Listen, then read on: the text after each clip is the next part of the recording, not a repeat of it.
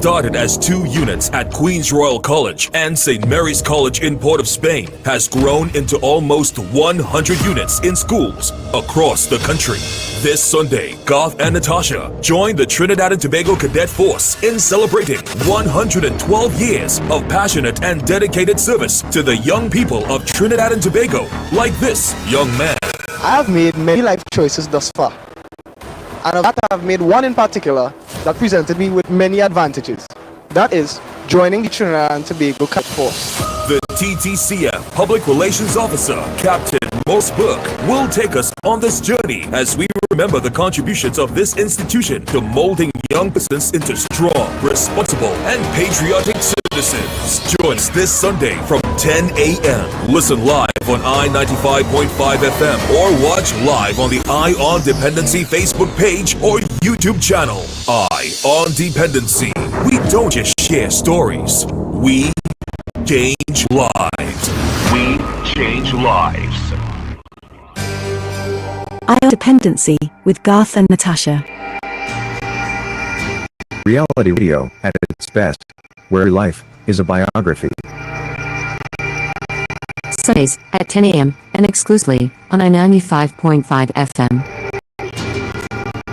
And streamed live on the Eye on Dependency Facebook page and YouTube channel.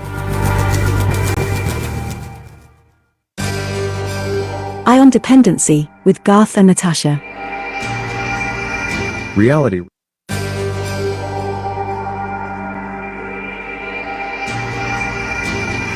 Good morning, Trinidad and Tobago. Good cool morning to you, and welcome to Dependency live on I-95.5 FM on the Dependency Facebook page and YouTube channel. Good morning, Natasha. Good morning, God. Good morning, Trinidad and Tobago. I hope you are wherever you are. You are dry and warm and safe. And we have a special show for you this morning where we celebrate, acknowledge, recognize the amazing work of an institution that has been in Trinidad and Tobago for an amazing 112 years. We thank Tom and Tom for, as usual, the shift completed, reach home safe. We welcome Gary Barrington on the switchboard, and of course our able-bodied Kingston Boris working with us, aka Shortman, yes. Working with us this morning again. And as you heard, folks, this morning we will welcome Captain Maurice Burke. He is the Public Relations Officer of the Trinidad and Tobago Cadet Force. And he will take us through, give us an historical background journey of the organization, what they do in terms of their work with young persons, about their current activities, and also their plans for the future. As you know, as you heard my co-host say, they've been around for 112 years, and we have the pictures to prove that too. But you know if it's equate to 112, but we have to start the program after when we come back from the break. We have a picture of QRC cadets, Mr. Leacock. This is in 1940, and at a camp in Tobago, also in 1940. Now, you know, when you say 1940 and pictures, what look you expect. We're talking about vintage here. Excuse me. So we're gonna, and then we have lots and lots and lots of photos to show you with the cadet force in action. Those of you on radio, as usual, we'll try to describe it for you, but you're gonna see your cadet force in action. It's a silent force. You don't hear much about them. They've played their part in 1970, even in 1990, in quelling these, you know, these national crises. But they continue to mold young minds, shape young minds. And remember, folks, these folks run Cadet Force. They are, most of them, if not all, are volunteers. So you're going to hear about that this morning too as well. And to keep a force running for so long with people volunteering their time, that's an amazing feat. And also, I would like to recognize one of our comrades who served the Trinidad and Tobago Regiment, Mr. Max Steeple.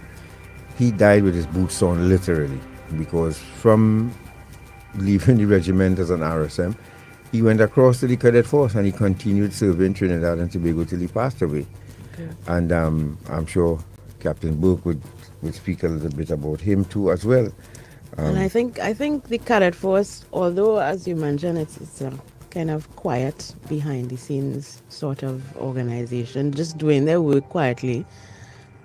There are a lot of people, if you don't know someone who has been or knows someone who is in the cadet force, something missing. Everybody knows somebody who has been touched by this organization in some form or fashion, and we are happy to bring the work that they do to light, because it's very important work. Youth development is no laughing matter, and although again, as I say, they're not in the limelight, I think that everyone who has passed through the ranks of this organization can identify how it helped them develop into strong, confident, assured, and productive citizens. So, we've had a number of prominent national figures. Yes. You know, starting with this Minister of National Security and a lot of past chiefs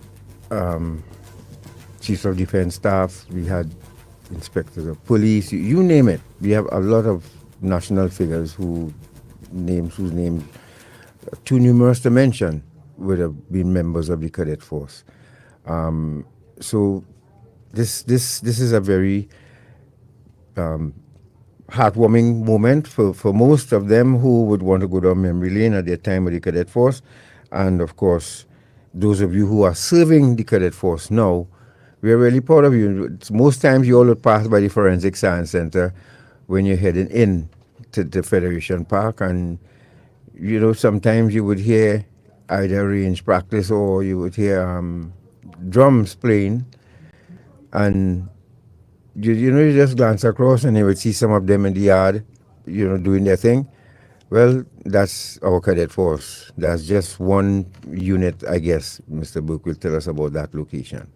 And it's a timely intervention as well, too, given there's a lot of talk about parenting and young people going astray and how we need to rein them in, and, you know, they're going to set up pests out here, and, you know, especially young people of one race in particular. But today we are showing an example of an organization and a cadre of young people who are doing positive things with their lives, and their families are supporting them in this. Right. So it's very timely in that sense as well.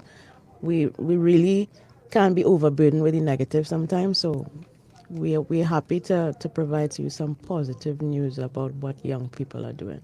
So those of you joining us on Facebook and YouTube, you're in for a treat this morning. And again, you will see the cadet force in action and some of the things that they do, and we'll try to get Mr. Burke to answer all these questions we have for him here. All right, so folks, let's take that break. Get yourself settled in, and when we return, we speak with Captain Maurice Burke, Public Relations Officer of the Trinidad and Tobago Cadet Force. Stay right there, we'll be back. Oh, and before we go, I want to let you all know too as well. I attended this week a webinar, C-Card webinar. I'll explain C-Card when we get back.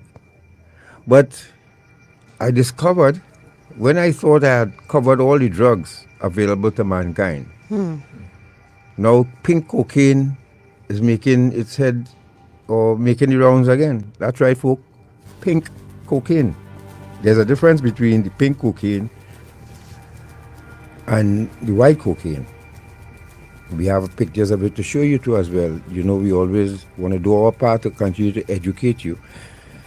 Excuse me, because if you see pink powder in your child's bag or a pink tablet, it looks really pretty. You may not have a clue what it is. So this is to give you the heads up. So before we wrap up, we'll show you pink cocaine. I discovered that just recently, Thursday gone. Let's take a break. We'll be back.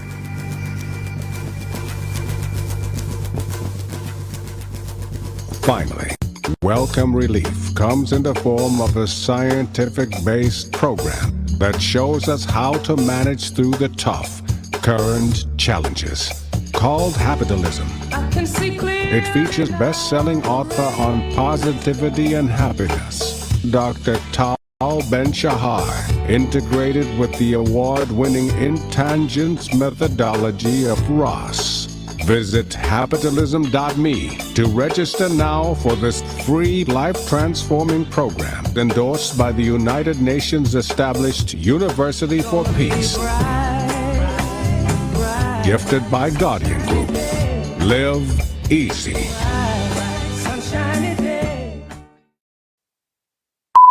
Don't become a headline. Doing construction, picking fruit or trimming trees? Keep bamboo rods, ladders, scaffolding, roof beams, oversized material of any type, and body parts at least 15 feet from electricity poles and lines.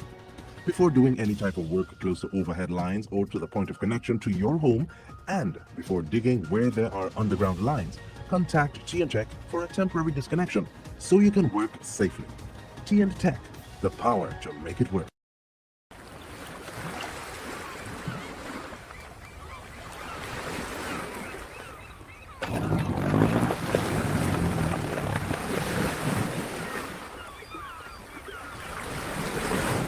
Cappy, talk to you now, boy. I got a small work for you to do. Make a quick 10 G's. We're going to do for me. 10 G's? What's that how I do this, boy? What do you mean? Taking your boat, run up the islands, pick up some people and then bring them back here for me. That's all you have to do. That's something like human trafficking, man. That's a serious crime. I can't make that. Trafficking in human beings is a serious violation of a person's human rights. It violates a person's right to freedom of movement, freedom of choice, freedom of speech, and freedom of identity. It is a heinous crime which affects local, regional, and international peace and security. A victim of human trafficking is subjected to many types of abuse. The crime destroys a person's dignity and self-worth. Victims often feel hopeless, are suicidal, and are stigmatized in their communities. Child victims are deprived of their rights to education, play, and social interactions. They are essentially robbed of their childhood, and that can never be regained once those years have passed. If we do little or nothing to fight against human trafficking in our country, we can face economic sanctions from international agencies and partners. Our country will be losing money. Doing little or nothing to fight against human trafficking will tarnish our country's international image and, most of all, the value we place on human life. Human trafficking is no respecter of persons. Anyone can be a victim. So let us all strive to safeguard human life and dignity in Trinidad and Tobago. We are the Counter-Trafficking Unit of the Ministry of National Security, Trinidad and Tobago, safeguarding human life. Eye on Dependency with Garth and Natasha. Reality radio at its best, where every life is a biography. Sundays at 10 a.m. and exclusively on I-95.5 FM. And streamed live on the Eye on Dependency Facebook page and YouTube channel.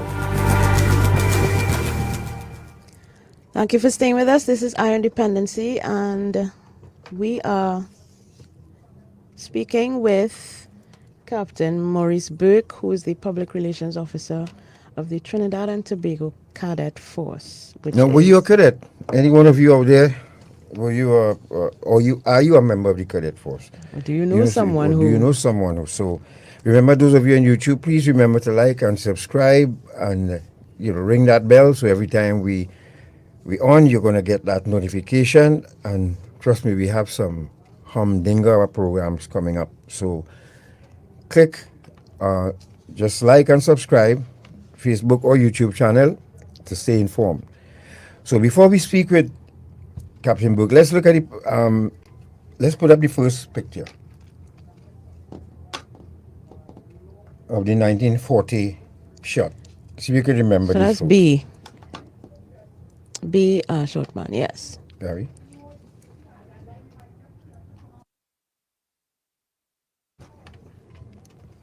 Right, so this image here is our first shot of the cadets in 1940. This is where shorts and puttees were very popular.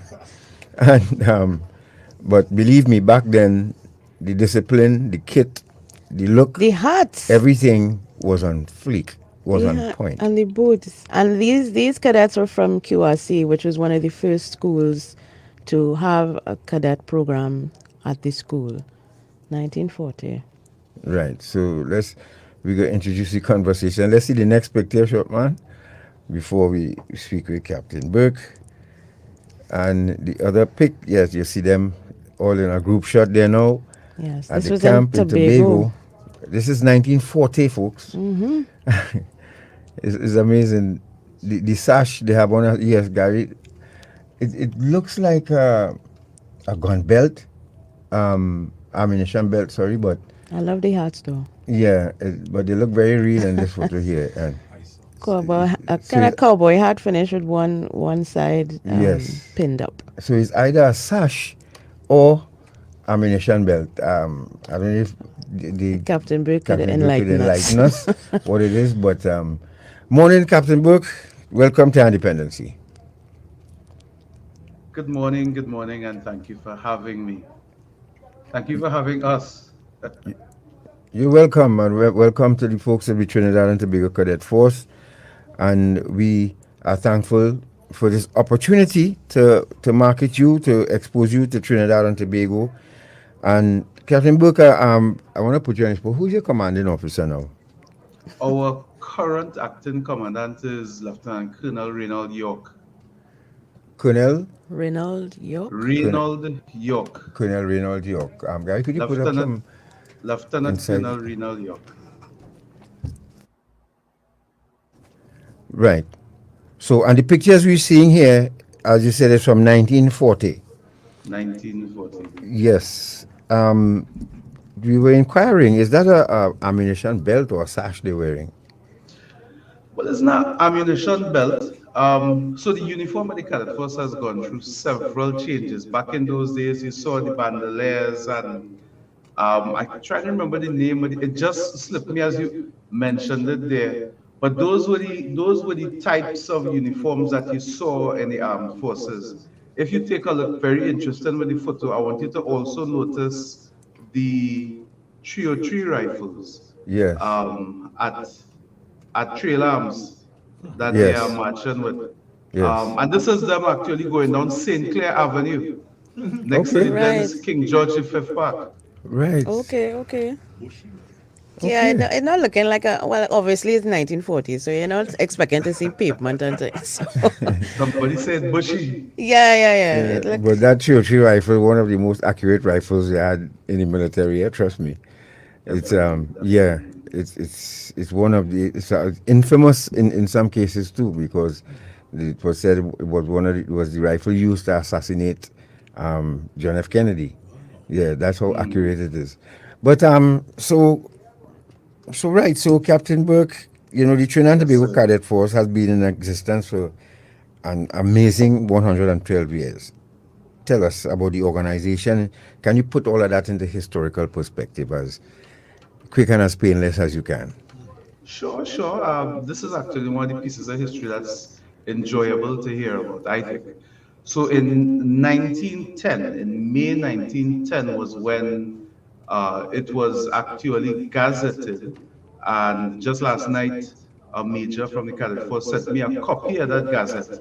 I only got it last night, where we were to establish 2 units at the Cadet Force, firstly at QRC, Queen's Royal College, and secondly at St. Mary's College. And that first day of training was on the 5th of May in 1910. Now, Captain Burke, could you stick up in a minute? Shopman, go back to the first image. Just stay on it for a while the captain gives us this journey, this perspective, because we have in that picture would have been at the time President Carmona, and yes. And there's someone accompanying him on this overview of the troops. The officer behind him, you recognize any of them? Yeah, I recognize quite a few of the faces. So you will see our parade commander in white.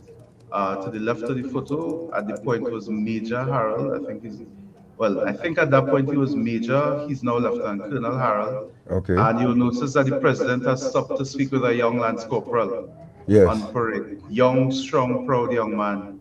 And this would have been one of our anniversary parades at QRC. Okay.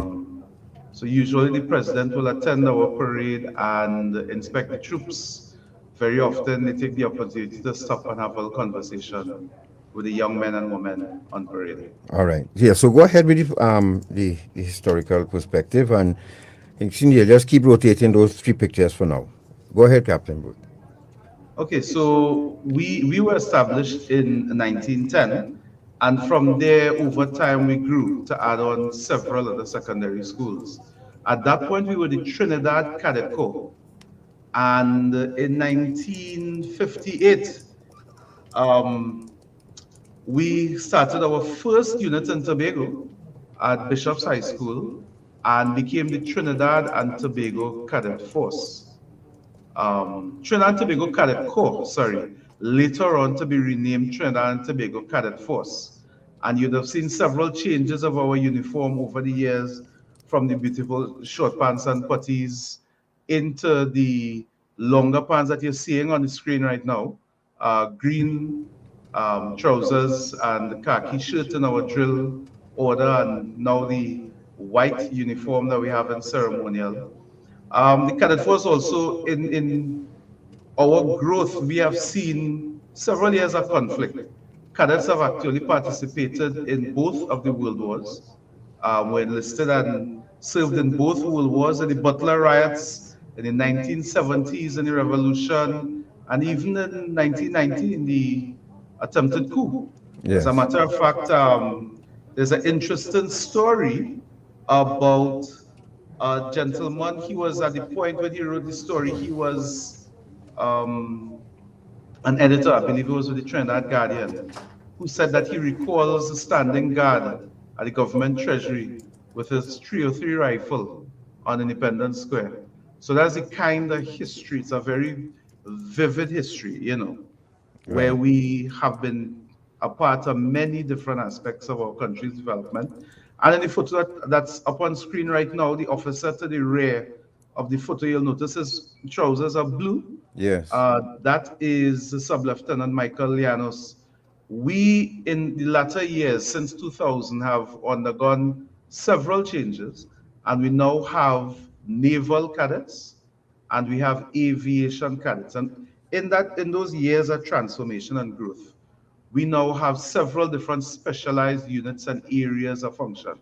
From the naval cadets, that's the sea cadets, if you want to call it that, aviation cadets that do air training. We have, actually, we have 3 bands, Trinidad, Tobago, and a steel orchestra. We have, we have established a messing unit where we have cadet cooks and stewards. We have had a medical unit, and we're right now doing some reformatting and recreation of the medical corps. So there are several different aspects of the cadet force that appear all over, and people just see, you know, you'll see a young man or a young woman in uniform and say that's a cadet. But over those 112 years, the growth has been significant, from 2 schools in 1910 to 75 schools on an official basis. And of course, drawing young people from over 100 schools around our beautiful Twin Island nation. Now, Captain Burke, as we go to the third image, and I'm sure it's always a pleasure to be part of the Independence Parade, and this photo here speaks to that. If you're just joining us, you're listening to Our Independency, and we are speaking with Captain Maurice Burke, Public Relations Officer of the Trinidad and Tobago Cadet Force. You can join us live on the Our Independency Facebook page or YouTube channel. The Our Independency Facebook page is EYEON Dependency. Excuse me, and the cadets, the YouTube channel, you just Our Independency. We're live now, and remember, please like and subscribe the channel so that going forward, and ring that bell, so that going forward you're going to get notifications from us. So, Captain Burke, the cadet, as you said, they've gone through a lot of changes, including the uniform, and we have pictures of that too, because now you have naval cadets, you have air cadets, and that's good. That's whose brainchild was that? How did that come about?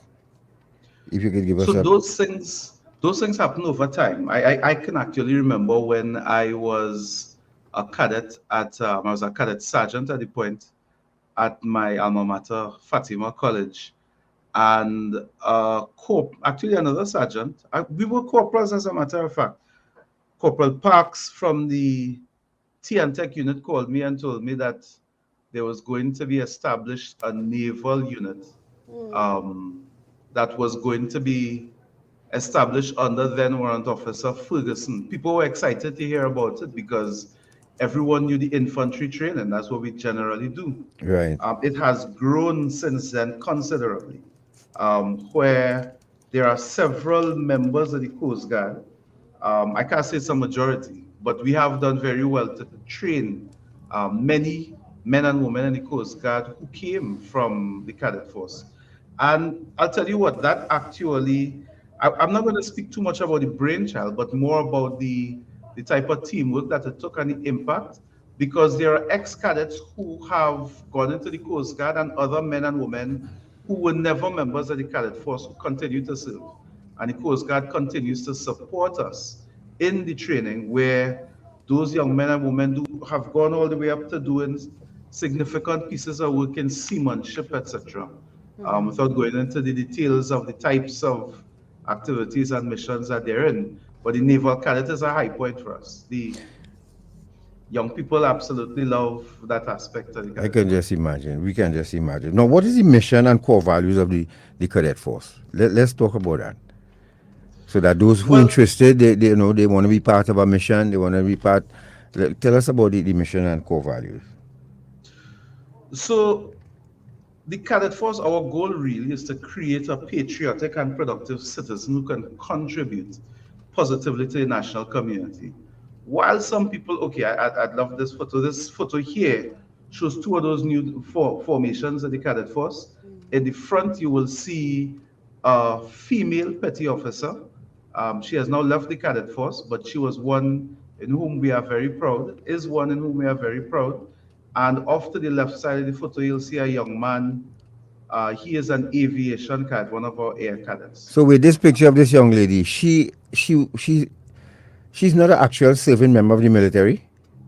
No, wow. This is a young lady. As a Why matter she of didn't fact, continue? This photo was taken when I believe she was in Form 4 or 5. Man, she looks really good. I do understand that she has gone into one of the services. Have to be, man. Have to be with a bayonet face like that and a posture like that and a salute like that. Come on. No, she can't let that go to waste. Well done, child. She looks really well. You know her name? God. I can't remember the name offhand, but somebody's going to message me very angry. Please, somebody message us and tell us who this young lady is. Sir, how dare you? No, but yeah, I she looks good. For those who are listening in, any of our naval officers or even the infantry officers who remember the name, please. Captain Burke, just take up. You see that kind of deportment. You see that how that kit fit that young lady. This is what we're talking about. This is all part of discipline, because it takes discipline to look like that. You can throw on your kit, and you put. But this is pressing clothes, and pressing kit, and lining up the belt buckle with the seam of the trousers and the and the shirt in line with the buttons. Listen, man, that's discipline. And she has to be a member of some arm of the defense force, I hope. So, sorry even to... if she's not, she is still, I'm sure, bringing that discipline and deportment to whatever career she has. Somebody tell me this child's name, please. Go ahead, Captain. Go ahead. But God, I'll tell you what, I'll take that. And her name is Chintu. What's her name? Chintu. Okay, Miss Chintu. I'll tell you something. Good turnout, young lady.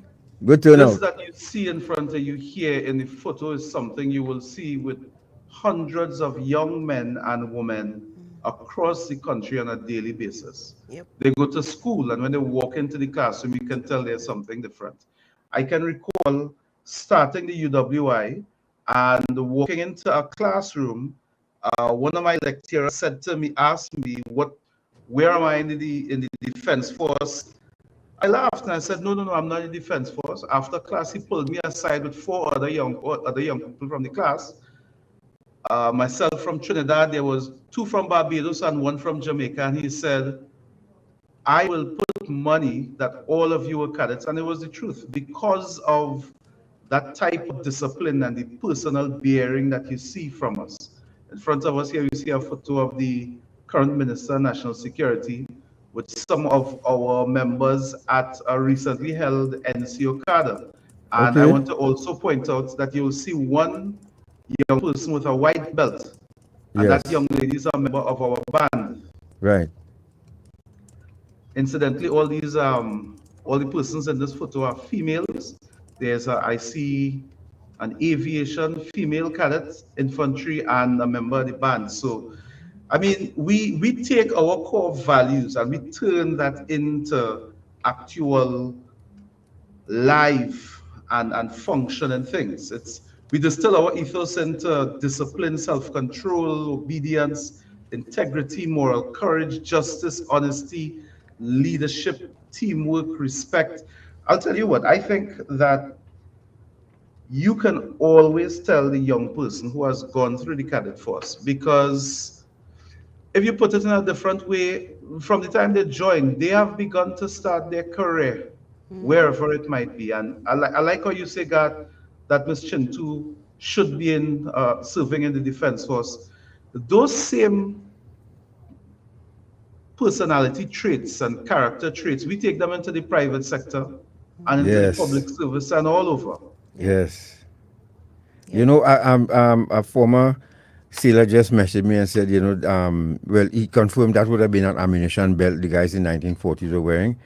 And he says, he went on to say the naval cadets deserve a program and a book, which of course he's presently writing. He said all by itself, you know, and he was one of the early instructors. Morning to you, yes. Yes, morning to you, Corey. And I thank you for joining us. Yes. And I'll tell you what, if that particular gentleman writes a book, I'm definitely going to buy it. I know him very well. Yes, now he on point. He's on point. He ain't no clown. As you know, we say in the military, he ain't no clown. And once he says so, is so. If you're just joining us, folks, you're listening to Dependency, and we are speaking with Captain Maurice Burke, Public Relations Officer of the Trinidad and Tobago Cadet Force, if you're just joining us.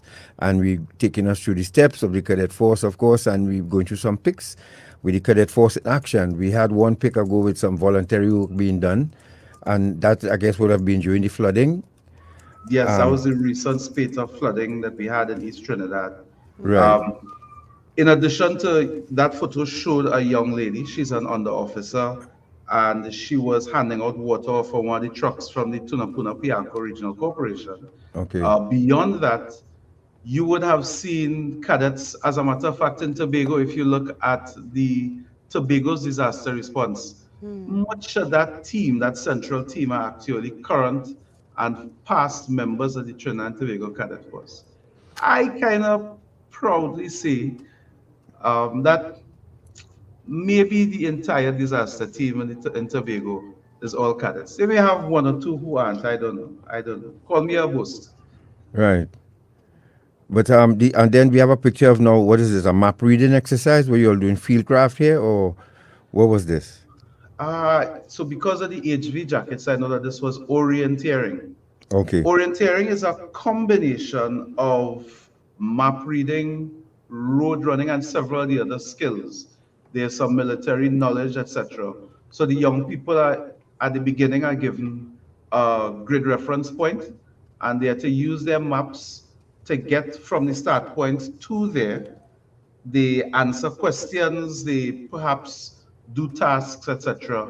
And then they get another grid reference, and they have to find that based on the map, plot a course, navigate to that, and then do it again and again. And that competition is fiercely fought for a prize. Can imagine.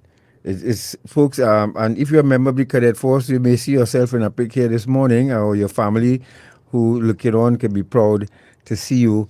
Folks on radio, so we'll try our best to describe what we're seeing. You know, what we have now is a picture of 3 young people over a map, and with compass and everything, going through the places, and as Captain described, it was an orienteering exercise. And This is great. I often wonder why more young people don't try to join the cadet force or get themselves involved, because I remember back in I was a member of the Cub Scouts, right? I could remember that clearly.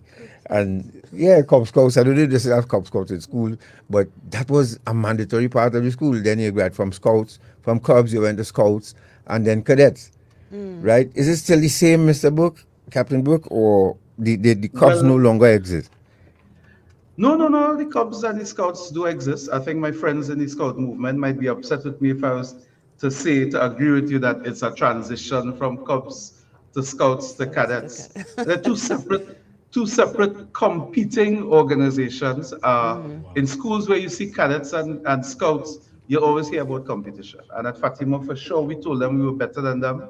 I know in other schools where there's always that friendly rivalry between the young people and cadets and scouts. Right. But I will say, however, though, that when a young person gets to secondary school, I think the best choice and the best decision that they can make is to join the cadet force, because the type of experiences and activities that they get, the training and the information they get, it is something that you can take anywhere in the world. Trust me, my friend. Trust me, you're right. And I think, what is the difference then for persons who may not be aware? What is the major difference or the major selling point for cadets over other youth serving organizations? That's a technical question. So I'll say for sure the military bearing. Right. And the Thank you. military basis is the main difference. Right. So would you recommend? Sorry, ahead, Captain. Sorry for interrupting you. But would you recommend, like in the youth camps, and even CCC and some of these programs, that they introduce a unit there too as well? I would recommend it, especially for the youth camps. Well, in the youth camps, I think there have been discussions in the past about introducing cadets into the youth camps. I'll say, though, very interesting that we have had camp directors and assistant directors who are serving cadet force officers. I believe Major Holder is still at the youth camps. And we had one Major Rodney Brown as well, who was an assistant director up until he retired from the public service. So we are, interestingly enough, in many of these things, when someone says the cadet force should be a part of it, you'll find us there through our adult staff who give their time freely to the cadet force, to the young people, and also then work in a full-time basis in these organizations. No, Captain, let's step on the gas a bit. Right. So what is the purpose, the main purpose that drives the operations of the cadet force? What exactly are you aiming to do, apart from the youth development aspect of it? How do you serve Trinidad and Tobago?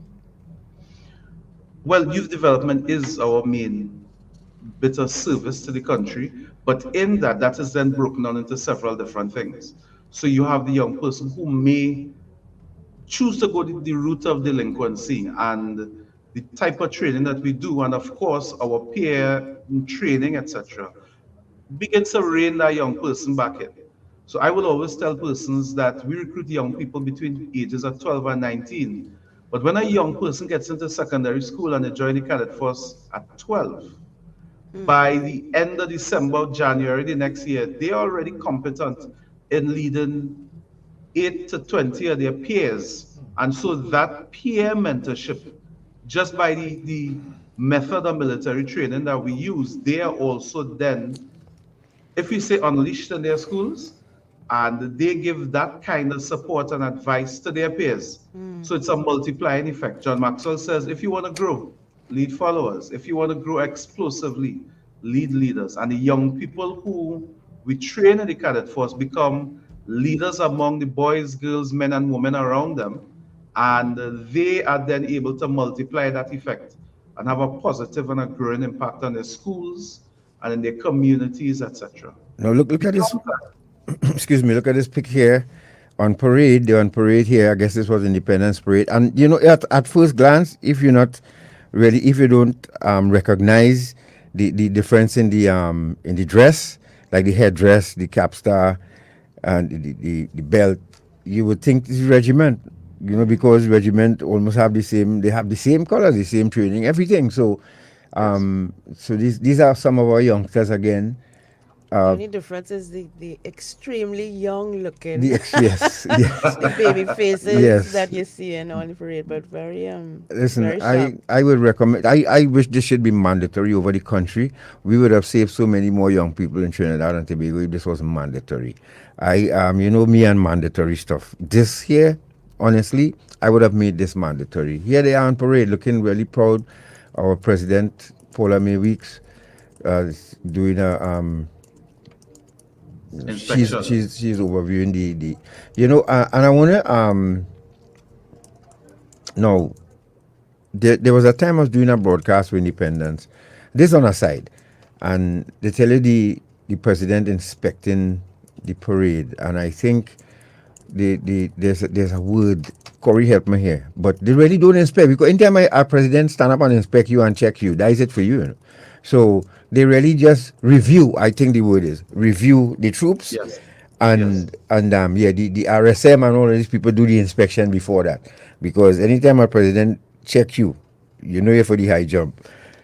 After that, but here she is inspecting, reviewing the troops, and again this would have been where you could tell us where this picture was taken. So this particular parade was conducted at Camp Ogden along Circular Road. It's one of the regiment camps. Okay. And so they are on the parade square at Camp Ogden for this annual inspection parade. No, the officer on her right. Yes. Who's that officer? That is Major Genevieve Jones, who is right now the acting battalion commander for 5th Infantry Battalion in the Cadet Force. Where all these people hiding? I mean, wow. And that's the thing, you know, Garth, they're not hiding, you know. We are very, very clearly here, present in society everywhere. So Major Jones, as an example, works in a lab with the Ministry of Health doing lab testing, etc. Behind her, you will see Warrant Officer Class 1, and she, as a matter of fact, my favorite example, you'll just see a little peak of some darkers just behind the president's aide-de-camp. And that young lady, I believe, is right now at the UWI. She's a tutor in one of the undergraduate programs at the UWI. Some of the faces I'm seeing here, I see persons who have gone into the Defense Force. I see a few school teachers, and these are the young people, some of them who have left school and gone on. Right. I see a few school teachers there. I see one young man who I recently met who told me that he's studying engineering at the UWI. So our adults and our cadets, we are everywhere in society. If you look closely, perhaps you might see someone in staff at the radio station who is or was among our ranks. Papa. Serious? If you look close. Who they we had a real zoom in. We had a real zoom in. But I mean, not again, enough, right? Because I see I'm a very short person. But then again, this is testament to the fact that the work of the officers is voluntary, is in fact voluntary. A lot of the officers do have 9-to-5 jobs, yeah? Yeah. So this has to be a love. This is a love. And we have an interesting conversation going on Facebook too as well. A lot of people are, meeting up for the first time and discussing their time at the Cadet Force. I'm really enjoying this program this morning because of the fact that there's a military component we're dealing with, and something I recommend for Trinidad and Tobago. I can't express this enough, folks. For me, every youngster in Trinidad and Tobago should have a stint at some arm of the military, if it's just the cadets, because in the cadets, when you see sergeant and staff sergeant and warrant officer, the same thing applies, the same discipline applies in the Trinidad and Tobago Regiment and other arms of the Defense Force. Yes. Because, you wouldn't hear in the cadet, I'm Sarge, take it down now and we jump here and from a pride soldier. That would not happen. It's the same level of discipline. And I just wish Trinidad and this was mandatory in Trinidad and Tobago. But unfortunately it's not. So this next picture here speaks to clean up. What beach was this? So Captain? I believe this was up at Toko during the time when we had the significant onslaught of the Sargassum. Okay. This photo was taken, and someone will probably correct me if I'm wrong, but this is a part of the International Coastal Cleanup. And our cadets have actually been a part of the International Coastal Cleanup for many years, sometimes as a part of their President's Award training. But I have had cadets who said, "Sir, I want to go do something exciting. Can we go do a beach cleanup?" So these things happen all on a regular basis. I see an under officer somewhere in the back there, and that would have been the unit commander of one of the schools up east. And they do these things. I mean, our young people do these things without too much of fanfare. Right. There isn't a lot of public attention on it. But of course, when you see them in uniform converging on the beach, people are shocked to see young people in uniform in the hot sun, working so assiduously, appear not even to be affected by the hot sun. Someone just told me that's Under Officer Rojas, who is there. Under Officer Rojas, I think, is a serving member of. Oh, that's true. That's Under Officer Rojas, who recently passed. May God rest his soul. Okay. Of course, you know, we are a part of society, so we're inflicted with the same issues with COVID, etc., as everyone else. No, again, if you're just joining us, folks, you're listening to Dependency, and we are speaking with Captain Maurice Burke, Public Relations Officer of the Trinidad and Tobago Cadet Force. And he's taking us through the paces here this morning. And while he's speaking with us, we're going through some nice photos of the youngsters and the officers and non-commissioned officers of the Cadet Force in action. So we will, good morning to Mr. Rex Vidale. I will share your sentiments in a while. Now, Captain Burke, how does the Cadet Force carry out its mandate of youth development?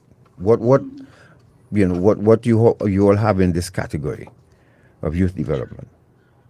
Well, I think youth development is the lifeblood of the Cadet Force. So we take young people in, they undergo the basic military training, get them into uniform for dress, etc. This is a recruit training picture we have here? This is annual training camp. You see young Mr. Dennis Lord, who looks like 6 years old, in the middle of the photo, and the young people here, I believe this was a morning just before the first meal of the day. They would have just come back from physical training, and they're on the parade square preparing to head off for breakfast. Okay. Every year, the Cadet Force undertakes an annual training camp, and we move from school to school. And this is somewhat a high point of our training, where most of what they're doing in the schools, and sometimes in theory, they get a lot more of that in practice. Plus, of course, you get to meet your friends from across Trinidad and Tobago. The band is there rehearsing and sometimes playing music for them on an evening. They have camp sports, etc. And all of these combine to create that excellent mix of discipline, of enjoyment, of leadership, of even sometimes the application of your academics and problem solving to create the excellent young persons that we have in the Cadet Force. We use a program though called the Army Proficiency Certificate for the infantry cadets, and it takes them through 5 levels of training, from Star 1, 2, 3, and 4, and then at the highest level we create what you call the Master Cadet. And that's something you will see all through the British Commonwealth, back up to the UK. That Master Cadet is the coveted, is the most coveted level of training in cadetting anywhere you go. So this is them. These are the cadets on the shooting range now. Yes, so they are on range here where the AN shoots .22, so it's a small bore rifle. Right. And they would be shooting at probably about 30 yards at the targets, guided by the adult members in their shooting. And this is more of a competition style shooting that they learn. It teaches the marksmanship principles. I'll tell you one thing, Agath. Right. And that's the thing about cadetting. The principles that you teach in the military do have civilian implications. So the patience, that breathing, the marksmanship principles of holding, breathing, etc., trigger control, all that speaks to taming yourself through whatever situation is going, whatever is happening around you, to be able to execute. That's something that the young person learns where they're on the range, and they get the pride of carrying the targets home to mommy and daddy and say, look what I did on the range. But the principles then extend into their lives to show that this young person is able to just let everything in the background drown out so that we can focus on the task at hand. Now, Miguel Bisesa on Facebook, I see you jumping the gun here. I think that will happen as Captain Burke will allude to in a while, but we will speak about that. And somebody is speaking about doing adult recruitment in the cadet force, Captain. But you will elaborate on that. If you're just joining us or listening to Dependency, you can join us on Facebook and YouTube. And remember, on our YouTube channel, please take a moment to like and subscribe and ring that bell so that you'll get notifications every time. You know, just 1 second it will take to do that. Don't worry, you won't get cut off when you press like. All right? So just do that for us. And so we're seeing a young woman here with a certificate in her hand, and that speaks to the program that you have that you mentioned is more or less standard across the Commonwealth. Yes, well, this in particular was a recently held activity. It was an NCO cadre that was held, and let me take the opportunity to thank the Defence Force for their support at the Joint Defence Force Training Institute at Corinth. We took young people from around the country, and they would have gone through a leadership and training and development program. So this young lady here is proudly displaying the certificate, and she also would have qualified at one of our levels at training, Star 1. That's the thing that you see her holding on the right side, that blue badge. So this was at the end of the program just recently. Okay. And so we have a short video for you all to wear on them on parade and a training camp and a lot more pictures. So let's go to the next one now, short man. Let's keep going. Yes. Right. Oh, this is another division of the cadet force. These look like the air cadets. Yes. These are our aviation cadets, and you see them there looking all proud. Now, the uniform, as I said, would have gone through several different incarnations. This photo was actually one from when we wore the light blue shirts with aviation. We have now standardized across all of our formations the khaki shirt, but they would still wear the blue pants. But if you look, Garth, you'll see that blue sash. That sergeant wearing the blue sash. Actually, I think he's a cadet warrant officer class 2, wearing that blue sash in front of his peers, in front of the troops. Okay. To the next one, short man. And someone, Colin Ojo, has posted on our Facebook page some names of former cadets, including Dr. Hollis Liverpool, Ralph Brown, Carl Hudson Phillips, Carl Jacob, Thomas Gatcliffe, Nolly Clark, and Ken Gordon. Okay. And now we have a trio of chefs on our screen. Is this part of the training program as well?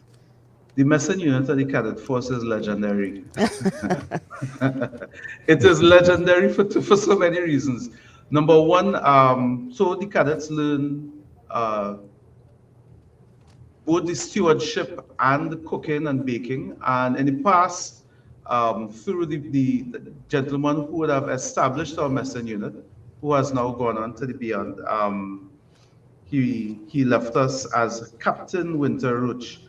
Cadets at that point, yes, very famous name. To be at the president's house, serving at the president's house. Yes. And also doing personal catering. Some members have gone on to the Defense Force as well, to operate in the Defense Force's catering corps.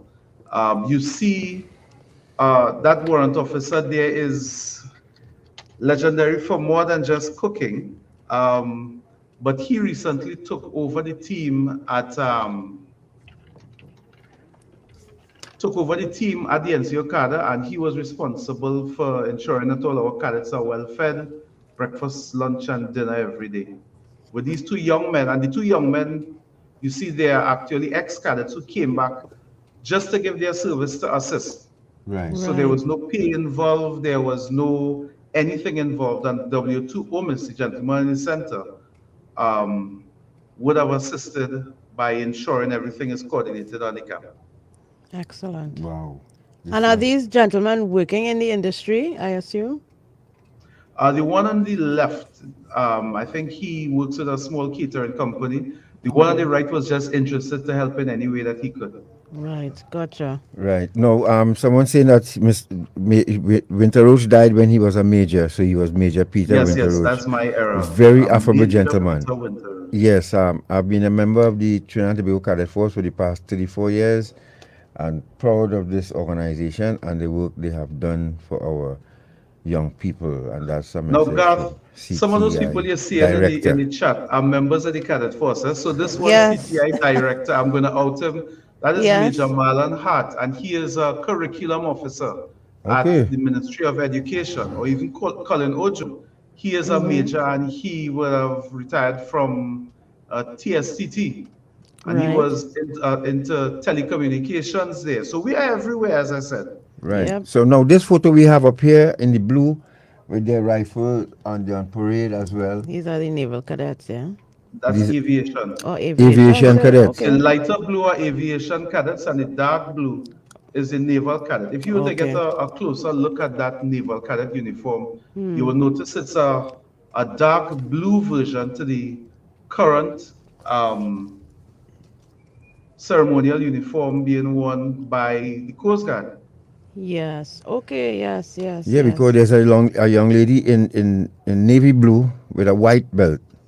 Yes, yes, and that's one of our naval cadets. She comes from actually she comes from the only all-female naval cadet unit that, and I've been challenging people from all over in the world. It was the first of its kind here in Trinidad and Tobago. It warms my heart, ladies and gentlemen. You may not be able to see, listening on radio, you may not be able to see these pictures, but let me tell you something. It warms my heart to see positive activities our young people are taking part in these pictures. You know, with all the negative that has been floating around for the past week or so, for the past months, it's really beautiful, a beautiful sight. If we could just enjoy this moment here and see our young people do positive stuff. In this little program, Dependency, here this morning, I thank Jesus for it. It's a wonderful feeling just looking at them. If I could only go back to that age now, Lord, Father knows. This is wonderful. This is a gift to Trinidad and Tobago. I think that's been, you know, although we see a lot of young people, I think it's a gift that's been underutilized in our country. And more young people should, from the time they finish with secondary school, as a matter of fact, they should be introduced to it in secondary school and just go straight. Yeah, that's where we are now. After they leave. Yeah, I mean, all it should be mandatory. It shouldn't be, you know, and how if you want to join the cadet force. As he mentions, mandatory. How do you determine which schools you operate in? Well, that actually is in partnership with the school administration itself. Okay. So, and as a matter of fact, we operate in partnership with them. So, schools would make requests of the cadet force to have a unit at the school. Okay. And there's a process that's undertaken between the Ministries of Education and National Security, where we are lodged, of what will happen to have the unit established. We will have an adult who's assigned there, etc. And then for the young person, some of the parents of the young people who have gone into secondary schools would have seen cadets in uniform and our adults there this week as they come into the school, recruiting the young people to join our cadet units. And more of that will happen again closer to the beginning of the school term and as school begins. All right. Yes. Folks, this I'm really enjoying this morning. Thank you so much, Captain Burke, for spending the time with us. We're going to take a quick break. And when we return, we have more pictures. And as I said, we have 2 videos to show you. And, of course, our education drive continues with substance abuse. We have pink cocaine to show you this morning. That's just another of the deadly, nasty interjection into drug use. And that is aiming to attract our children. Please stay right there. We'll be back.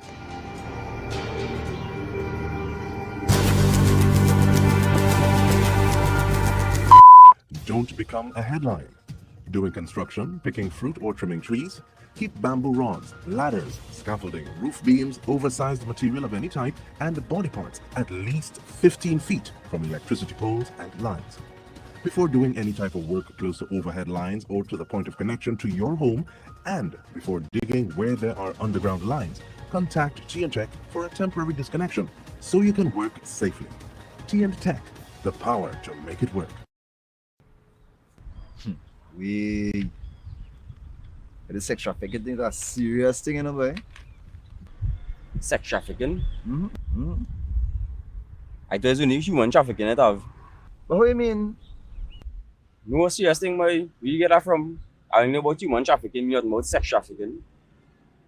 So how can you spot and identify perpetrators and children who are victims of trafficking? Many victims who are children do not look like under 18 years old. Child victims often move escorted around alone or in small groups. They also live in shared and even packed rooms and have very little clothing and belongings.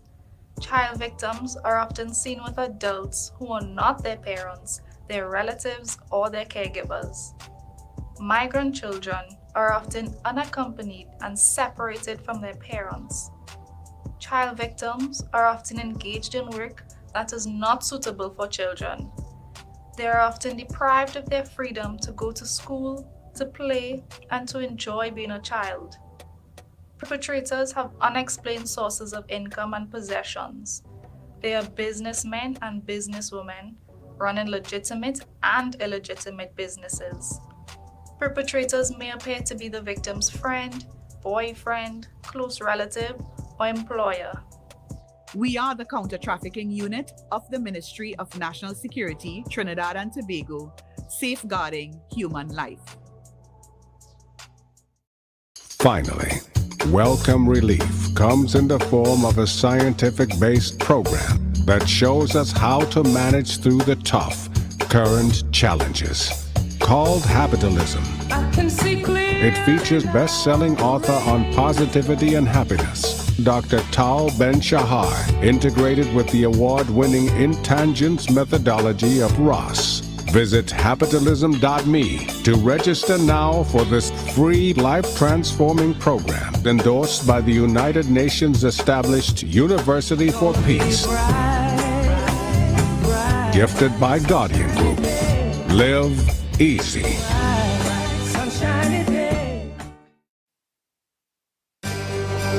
Eye on Dependency with Garth and Natasha. Reality radio, at its best, where every life is a biography. Sundays at 10 a.m. and exclusively on I95.5 FM. And streamed live on the Eye on Dependency Facebook page and YouTube channel. Thank you for staying with us. This is Eye on Dependency, and we are taking a look at the Trinidad and Tobago Cadet Force, which is celebrating 112 years this year in 2022. And we are joined by, via video, Captain Maurice Burke, who is the PRO of the organization. And in a while, we just briefly hook up with Princess Melanie, private from Northeastern College Unit, and Corporal, I pronounce it right, Kimani McPhee, who is from Presentation College in San Fernando. Yes, all right, folks? And so greetings, Garth and Natasha. Congrats to the Trinidad and Tobago Cadet Force on its 112th anniversary. This is Mr. Vidali. My father was a sergeant in the first batch of cadets at the St. Mary's College at its inception. I was a training officer at the last International Cadet Camp and then Mausica Teachers Training College. The Cadet Force has been an integral part of the remembrance ceremony to mark the passing of the nation's first Prime Minister over the years. So, Mr. Baidali would like to thank Lieutenant Colonel Reynolds York for his astute leadership of the force and look forward to his confirming as commanding officer of the Cadet Force. Mr. Baidali wishes the Cadet Force can be given more recognition and allowed to change the lives of young people more now than ever. So, cheers, and that's from Mr. Rex Baidali. And thank you to Major Matheson Thomas, who is tuned in on YouTube. Thank you for joining, sir. and he sends his greetings. He's still a serving member Of the Cadet Force? Of the Cadet Force. Arthur Potts says congrats to the TTCF for helping to train 11 to 19-year-olds in physical, mental, and moral discipline to become great, productive citizens. Right. So sometimes people are confused by the word cadet because they are cadet officer cadets of the TTDF and cadets of the Cadet Force. They are cadets of the MILAT as well. Now, what is the best term to describe persons attached to the Cadet Force? And that was for you, Captain Burke. I just realized I was muted. I think we are the best description of the word cadet. So whereas MILAT call their trainees cadets, you will have cadets in the Petritrin marching band, etc. The Cadet Force, I think, is the best example of what a cadet is. Right. So, and this is a picture of them. I guess this is from the Independence Parade. Yes, this is an Independence Parade, and this detachment is Aviation and Naval Cadets. You'll see Ms. Chintu again as the right marker in the detachment. Yes.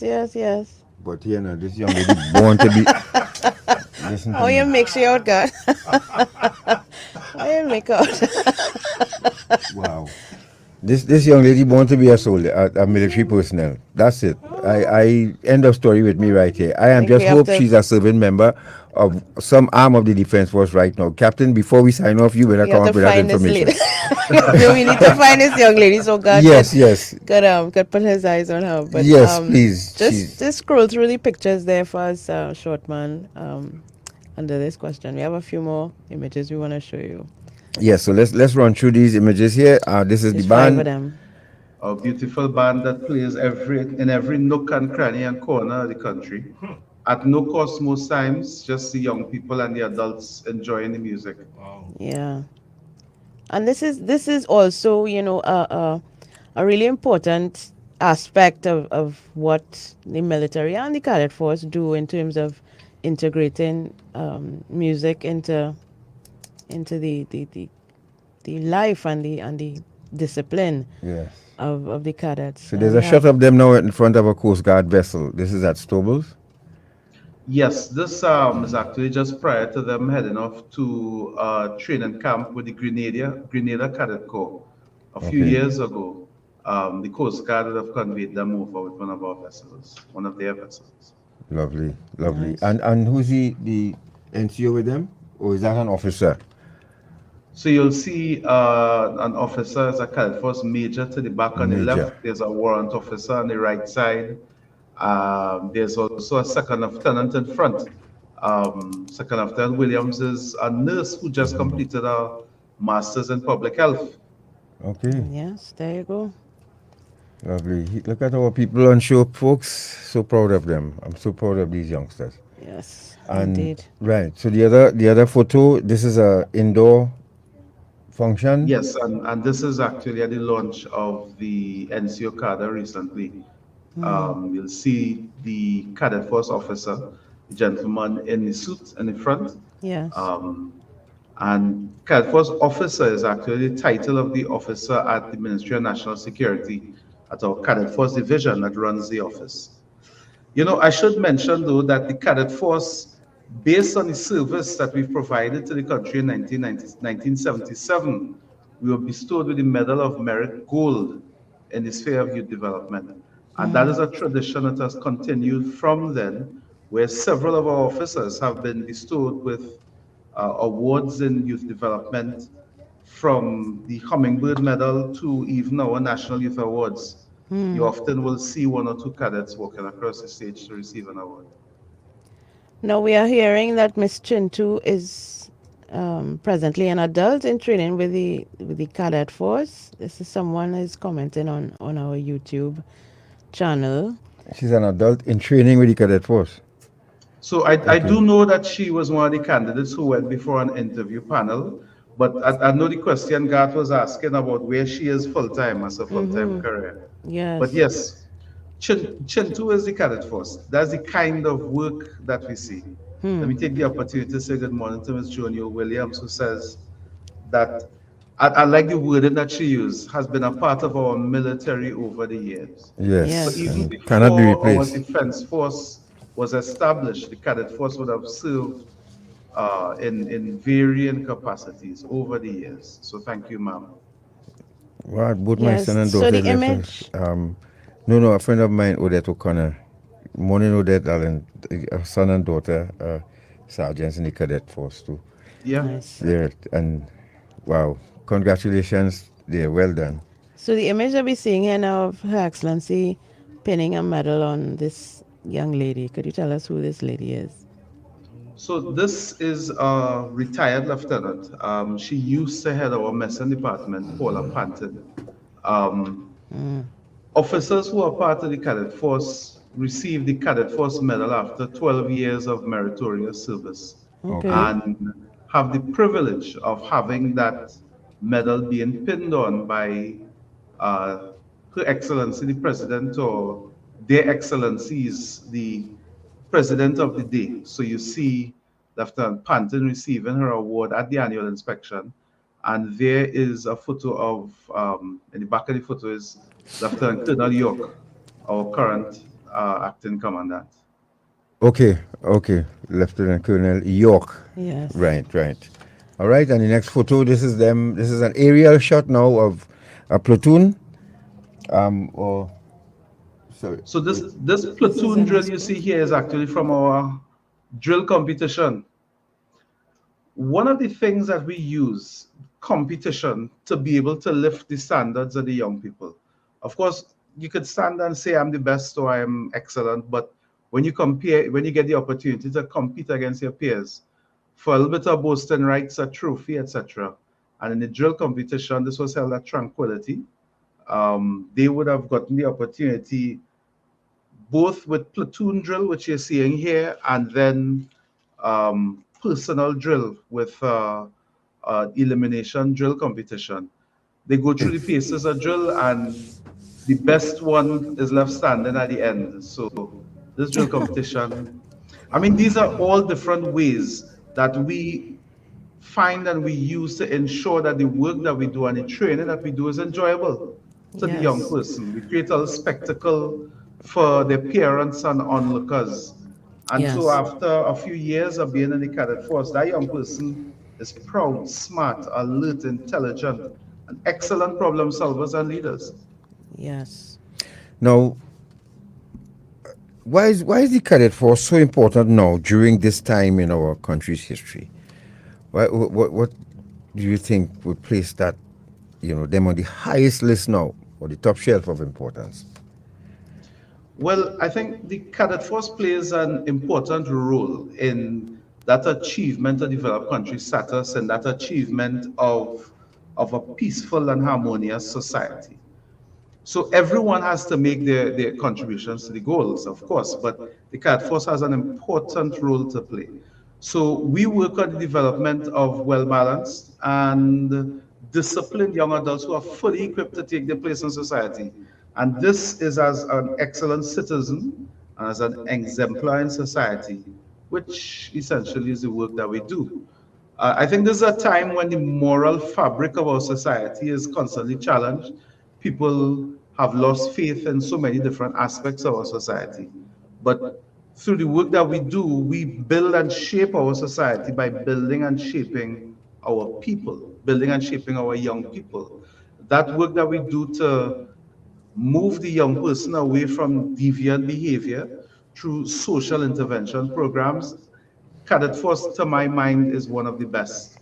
They say that we can't build the future for our youth, but we must build our youth for the future, and that's what we do in the TTC. Well said. Yep. Now we had some restrictions recently. How did that affect the COVID restriction? That is, how did that affect your operations, or did it affect it at all? It did. It was a significant challenge because much of what we do is in person. The young persons learn by mainly experiential learning. However, we were able to transform, and many of our units would have begun to conduct training in the cloud. I take the opportunity to commend the members of the Cadet Force Band, because while we were in the pandemic and of course unable to get together for training, they took the opportunity to have several of the young people pass the Royal School of Music exams, So several of them became qualified and up their qualification levels through training that they were doing over Zoom, playing music. Yeah. Okay. With the restarting, however, the announcement that we can get that turnaround, we immediately snapped into action. And that NCO card that we spoke about earlier was one of the things that we did to begin to prepare our young men and women for the leadership roles that they'll play with their peers. You'll see shortly after we began our recruitment across our units, and we have brought on hundreds of new recruits and press on to the next school term where we have another recruitment at our secondary schools. And in August, we will hold a second leg to that NCO cadre called Operation Recovery at the Joint Defense Training Institute. If you're just joining us, you're listening to Dependency, and we are speaking with Captain Maurice Burke, Public Relations Officer of the Trinidad and Tobago Cadet Force. And he's taking us through the paces. You know, the Cadet Force observed 112 years in existence this year, and they've done a lot. We have lots more pictures to show you, and a couple of videos with them on parade and all of that, so stand by for that. Now, let's go quickly to the Cadet Force. What you have planned for the upcoming months. While it's saying, speaking about that, please, someone wants to find out about if you're not in school, how can you join the Cadet Force? So you could store that in the bank while you're answering this one for us. What does the Cadet? What do you all have planned for the coming months? We presently have a presence in over 75 secondary schools throughout the 8 educational districts in Trinidad and Tobago. And aside from Operation Recovery Part 2, which is to happen in August, yes, actually just yesterday, the core command group would have assembled to begin planning for the next school term, where aside from the routine training, we have a program of activities where we'll be assessing the young people at their different levels of training and some other, I don't want to go into detail, some other very fun activities that fit along with our program of training. The naval cadets continue their training, and there's a lot of seamanship training happening there. The aviation cadets doing the ground school training for their aviation thing. And we continue with those different levels, but there is going to be a significant emphasis on leadership training so that we can begin to rebuild post-pandemic the strength of the leadership programs and our NCO core within the Cadet Force. Right, and at what age? Yes, could you answer that? Yes. If someone is not in school and they still want to join the Cadet Force, what's the procedure? So we recruit young people by the Cadet Force Act between the ages of 12 and 19. But for recruitment, we usually do a cutoff at around 16. Once they're enrolled in secondary schools, we will allow them to start, because sometimes you'll have an 11-year-old who may, based on when their birthdays fall, be able to start recruit training. For the young people, however, who are not in secondary schools, but maybe of secondary school age, they can join at a nearby school unit, and we have a page on our website, which I can post to our Facebook page, that lists the 75 schools, and they can present themselves on a Saturday morning at the school for recruitment. Okay. All that will be required would be a very basic medical to ensure that they are physically able to undertake the strenuous training that we do, and parental consent, of course, because they are minors. Yes. Right. So that would apply to school or persons who are in other schools where there is no established program. You can also join at another school that is in the area. Yes. Now there are some school units, as I said, we work in collaboration with the schools themselves. So there are some school units that are closed. Some schools will say we want to have cadets only from our school.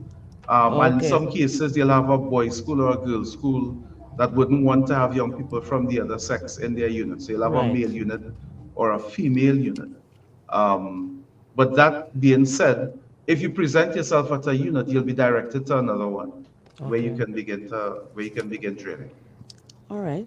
And what about plans for the new school year, which starts in September? I know this school year was a little wonky. It was up and down, not a completely full, return to to in-person classes. So what does the cadet force have planned for recruiting as we go into or look forward to the new school year in September?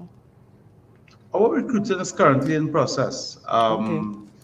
So, as an example, on Friday I was at the Belmont, sorry, not Belmont, St. Francis College. They changed the name recently. Yes, yes. And we had two very astute young men who were there speaking with parents about the young people joining the school. As I said, there's so much leadership training in what we do that even the young people themselves are recruiters for other young people to join. So, yes. Right. So the main focus this right shot here. now go ahead, sorry, God. No, you go ahead. Sorry, go ahead.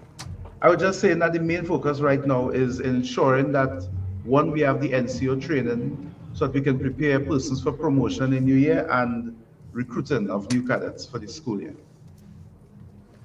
Right. Now this picture we're looking at here, this was an obstacle course. Yes. So this obstacle course was actually a part of Operation Recovery. That NCO card that we held recently.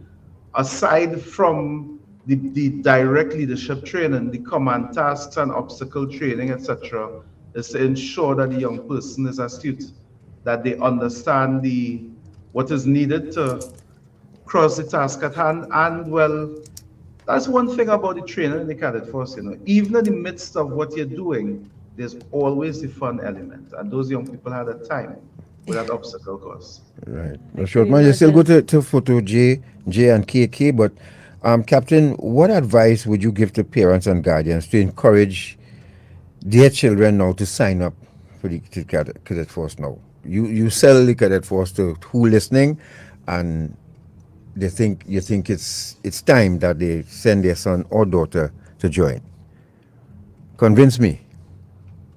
Well, your young man, that young man or young woman, your child, you are perhaps concerned about what they're going to do for the world around them.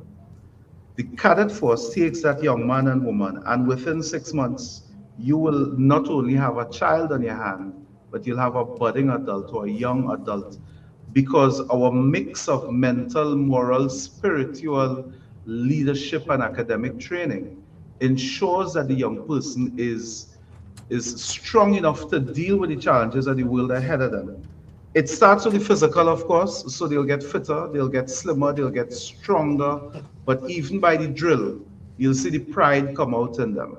Oh, yeah. When we speak with a young person, you hear them express themselves as they would, but the young cadet is imbued with several exercises where they learn how to speak both to the peers, to the subordinates, and to the seniors, to understand how to convey a message with respect. Several of our cadets can tell you that when they go into an interview after school, they've never had a job. The interview is generally controlled by that young person because they did have a job. They were a member of the cadet force. They weren't in an after-school program, they were in a life program. And this is an opportunity where you can begin to have your son or daughter prepared for the things you don't know what you're preparing them for in life, but the principles that we teach in the cadet force, using a military principle, prepares them even for that unknown. Right. Yes. There was one question that our operator, Gary, was asking about how you keep the young people engaged and in the program. How do you deal with persons who may drop out for lack of resources to keep up with the activities and, something as simple as not having a uniform? How does the organization treat with those young people and their families to keep them involved? I'll give you the joker. Many of our young people start off not wanting to join cadets, to be quite honest. Their parents decide they want them to join cadets. I want you to think about you and Garth right now being so excited and saying to your son or daughter, you have a choice in this, You are joining cadets in September. What happens after is really where the impact is. The friendships and relationships they get. The entertainment they get by the most difficult things that they ever would have done. Many of them are just excited to stay. But for the ones who want to move on, and for a variety of reasons, sometimes it's because of a need to focus on academics, we allow them to go off. But some of them, after a little bit of time, they say, something is missing from life. I have to go back to cadets. I think Mr. Kwesi Riley, who was there in the comments, he can attest to that himself, being one who tried to run away from us once. And not only did he come back, he is now a serving officer in the cadet force, an IT manager, full time in the day, but a captain serving the young people. Right. On evenings, actually, it's a 24-hour job as an adult member of the cadet force, aside from your 8 to 4 job in a day. Yeah, Captain Burke, you know, I've always said it, and I'll keep driving this home. The camaraderie that exists, well, at least when I was a member of the military, there's something that you miss, you know. If you died in the world, hardcore military, it's something that you miss, even when you're not around it. That camaraderie is unlike no other. That esprit de corps, that, you know, especially when you have a group of people working together who just in sync and love each other and have each other's back and so on. That camaraderie. That's what I'm telling you. They are all soulless today.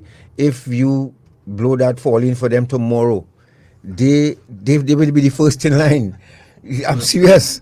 You know, because that once it's in your blood, it's in your blood. And so I could see why Mr. Riley had to make his way back now and be at the top of the rank. Somebody said, Captain Burke, I love how you put that across. Could not have put it better myself. Yep. So what we'll do, we will show you a video on a training camp. We'll go to a break after that, and when we return, we'll see the Cadet Force 1st Battalion Church Parade video as well. And of course, that image and pimp cocaine, and we'll hook up with the 2 youngsters from the Cadet Force. But I'm sure, man, if you go to video NN, and let's just show that video, Captain Burke, if you could narrate what's going on here. This is just one of the many activities that the Cadet Force engages young people in, and it's a training exercise. It's something that every young person, and most young people, those who like the outdoors, would want to try at least. Okay, so let's go to that. Fun stuff. Let's go.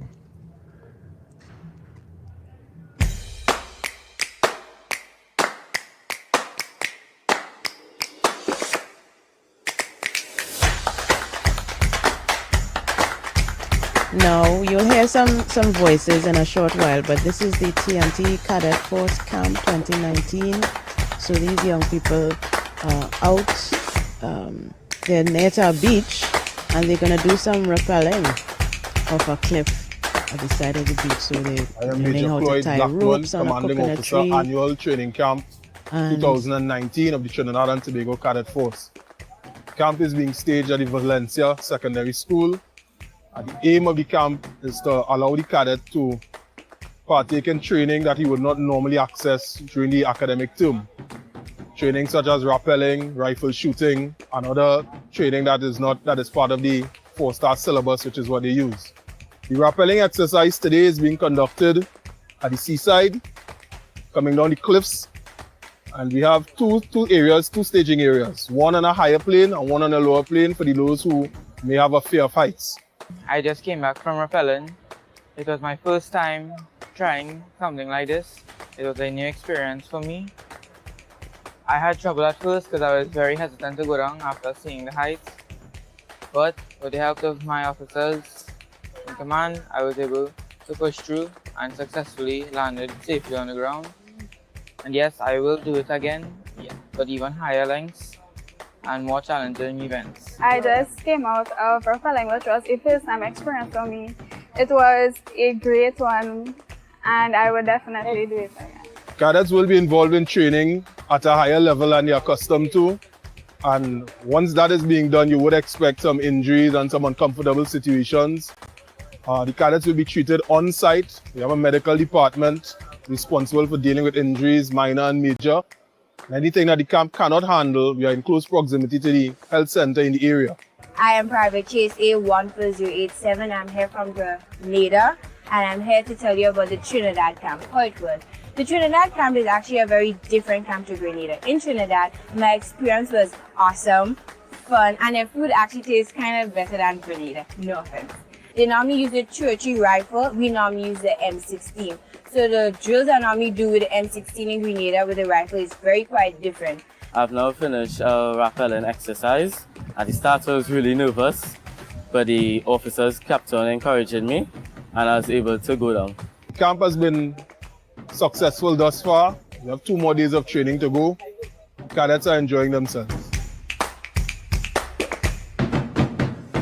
All right, we're running on time, and that was a short video. Dennis Roach wants to find out, Captain Burke, the nearest cadet group in Point Fortin. Fortin?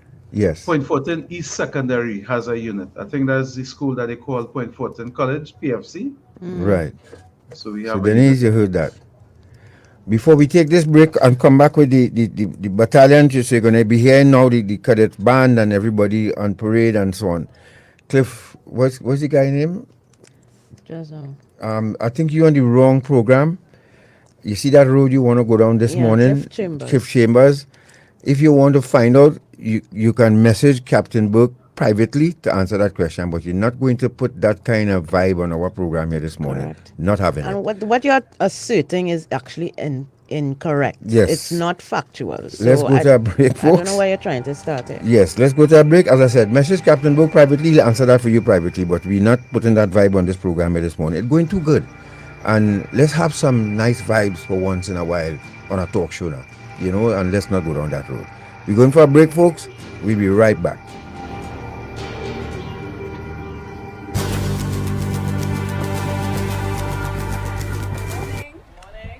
Listen now, I've noticed something out. Them new people on the Bobby Road there. Where's that? Yo, the man that he passing up and down in front of here with a set of woman. I really noticed some woman living there, and they can't even say as much as good morning. Well, listen now, I wonder if it's human trafficking. You think it's that? So, how can you spot and identify perpetrators and victims of trafficking? Many victims are found living and working together in the same place and sleep in shared and inappropriate spaces. Victims work excessively long hours. They often sleep in the daytime and work long nights.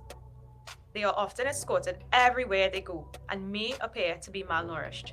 They may show signs of physical abuse, drug and alcohol use, and may also appear withdrawn, fearful, or intimidated. Victims who are migrants are often not in possession of their identity or immigration documents and have irregular immigration status.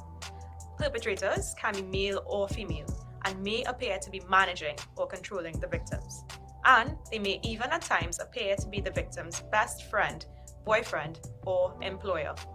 We are the counter-trafficking unit of the Ministry of National Security, Trinidad and Tobago, safeguarding human life. Finally, Welcome Relief comes in the form of a scientific-based program that shows us how to manage through the tough, current challenges. Called Habitalism.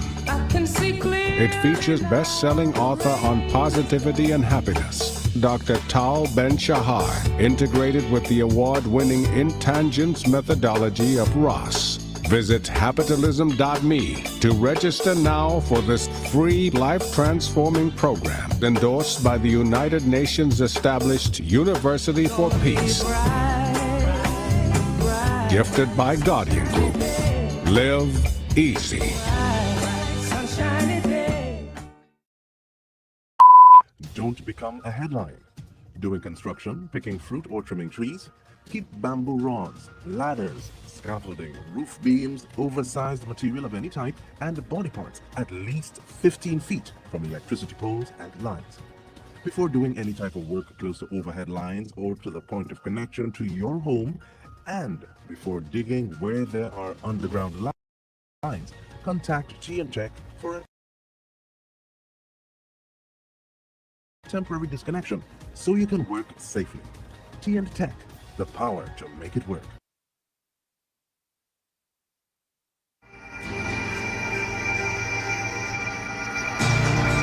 All right, folks, thank you for staying with us. You're listening to Dependency, and what a beautiful trip we're having with the Trinidad and Tobago Cadet Force this morning, led by none other than Captain Maurice Burke, Public Relations Officer of the Trinidad and Tobago Cadet Force. Let's go into that video quickly, Natasha. Yes. Let's look at this. Let's look at our young people now, and let's keep this nice vibe going. And I hope we're encouraging you to encourage your child to join the cadet force. Try all it right? out, give it a try. Try it You out, never yes. know. Please do, please. So let's go to the video, and then we will we'll try to hook up with the two youngsters. And this is take your the calls. TTCF 1st Battalion Church Parade from 2017. So you're going to see the band and the cadets on parade down Frederick Street in Portsmouth.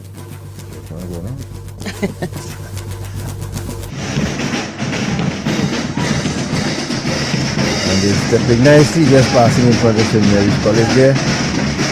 Captain Burke, you could tell us who is the NCO in front leading this parade? NCO is, and this is actually not the 1st Battalion Church Parade. This is the Cadet Force Church Parade, because we can see some Lieutenant Lianos there from Naval, and the Naval Cadets wouldn't be a part of 1st Battalion.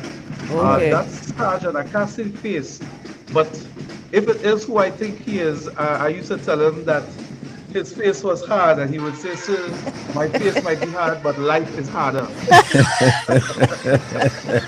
So that means you had a good bayonet face then. Definitely.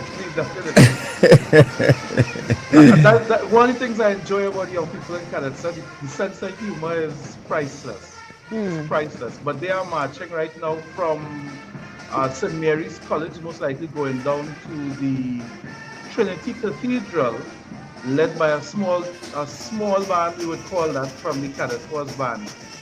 And here we have something that you don't hear people speaking about when they speak about cadets. Look at how many young ladies who are there in the band playing the drums. Yes. And in fact, when I saw this video, I was thinking, I don't see the cadet force in action, and maybe it's time for state agencies and other like the one that I'm employed at to use the cadet force band in some of the activities that we have going, because we generally host events for young athletes, and we hosted one the other day, in fact, and it would have been nice to have the cadet force band perform for the outstanding athletes that we were honoring that day. So, well, Natasha, I would encourage you to reach out. I will.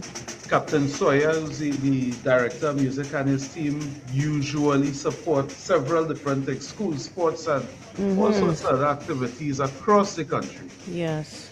It's important, though, to note that the members of the band are mainly school students, so we try our best not to interrupt them too much from their classes. Yeah. Okay. Yep. So after hours events, I suppose. Sometimes we do the events that happen during school hours, but it's just that, of course, we would have to temper it. But we welcome the opportunity for the members of our band to share their music with you. Yep. You'll notice in the front as well, the drum major for the band there is a young man. That is young Mr. Assing, Corporal Assing. It looks like the cameraman heard me and tried to pan across Assing again. But the work that we do, we give young people so many opportunities to showcase and feel proud of what they can do. For a church parade, you would usually see us doing a short route march. Actually, that's not Assing, I just realized. But we'll do a short route march into the church, at which just after we get into the church, the colors will march in. It is blessed by the priests or the members of clergy who are there. And this is a good opportunity for us to say that aside from all the other aspects, we have our own chaplaincy. We have chaplains, evangelical, Anglican, and Catholic in the cadet force. So the color would be blessed by the clergy, and they get, of course, a homily or a message from the clergy for the young people, and a blessing on the cadet force for the next year after they do a route march to return. Let's take in some of the cadet band, and you could Yeah, find the prepare. cameraman not focusing on the horns, Yeah, man. But and prepare an answer. Someone wants to know about Arima. Where can someone join in Arima? Yes, another parent here is asking. Kathleen Austin is asking, where is the nearest cadet group in Arima, sir? Okay. Should I answer now? Just no. Let me just hear some of the music. Yes, the heels digging in here and the drums playing here. Just put up that volume there. You know, this is my moment here. Come, Gary, put some volume on this thing here.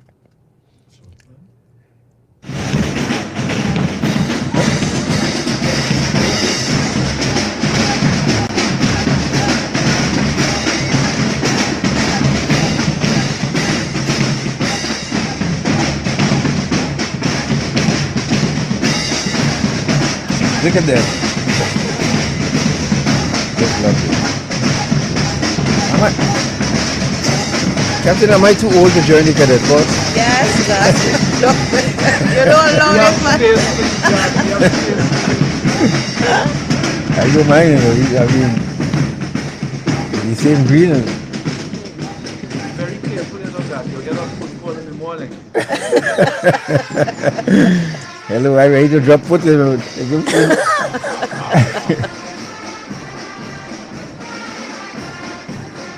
Look at them coming down Frederick Street, folks. Look at our youngsters. Look at the positive side of our youngsters here. Yes.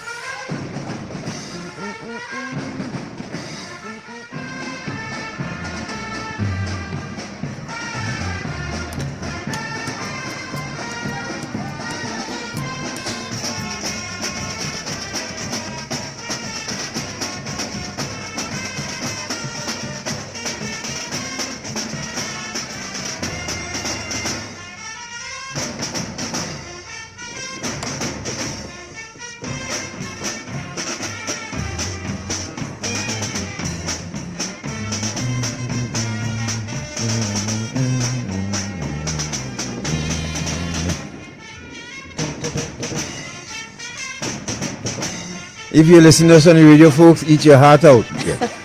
Because we're looking at our cadet force on parade here coming down Frederick Street. And you see that spot by TN Tech, Captain Burke, is my favorite spot. The corner of Park and Frederick here, but when you make a right wheel on Park Street, after Independence Parade, listen, right there, the Sea Sergeant Joseph decided to give the command, change arms. I will never forget that as long as I live. That if nothing else stays with me in the military, that moment as a recruit, just pass out, and my first Independence Parade, and we made a right wheel by TN Tech. And you hear me right? Yeah, I'm here. You right. And the Sea Sergeant Joseph gave the command, change arms. Let me tell you something. You know what that entails, right? That you're just hearing the rhythm. And what you will hear next is the echo boy between those two buildings. Come back to us, short man. Come back to us. Of the heels digging in, the leather boots hitting the tarmac, and the hand, you know, the hand movement to change the rifle from left to right side. Listen to me. You have to record that to understand what I'm saying. Serious. You have to actually be there. I get goosebumps every time I speak about that or think about it. It's that spot I always remember. Even as I walking past the Antec, I remember that. We've got parents who ask us about if the young person is able to go on these parades and say that they're so long. But the thing is, that kind of excitement and joy that the young person feels when they're on the parade march and down the road, I mean, it is incomparable. Yes, yes. And these are experiences and memories that will stay with them, you know, for the rest of their lives, really. Definitely. Right. To answer that question about Arima. Arima, yes. Yes, Arima. So there are 3 schools close to Arima that they can join at. So inside of Arima, there's Holy Cross College, as well as Arima Central Secondary. And Arima Central is an aviation unit. It's commanded by Pilot Officer Christopher Batson, who's a quality assurance inspector at Caribbean Airlines. So we're not far from the specializations that we training our young people in. Right. All So right. those are three. Of course, the other schools, as they go wider and wider, but those are the main three. What was the third one again, sir?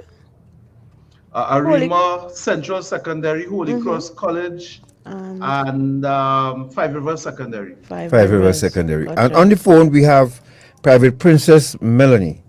I hope I got that right, from Northeastern College Unit. Good morning, Princess. Good morning. How are you? Morning. I am fine. And how are you? Good, good. Thank you so much for speaking with us this morning. So we won't keep you long. Just first, let me ask, these pictures we saw here this morning, were you in any of them? No, I wasn't. Oh, Lord, that's so unfortunate. Those were before my time. Pardon? Those were before my time. Oh, this is before your time. Okay, so you just joined, you are a new member of the cadet force, right? How long? Not new, but I marched in 2018 and 2019. Okay. So tell us why you decided to join and what has been your experience like so far. So I decided to join because at that time I was like 12, 13 years old. I had no real talent. I couldn't sing or anything.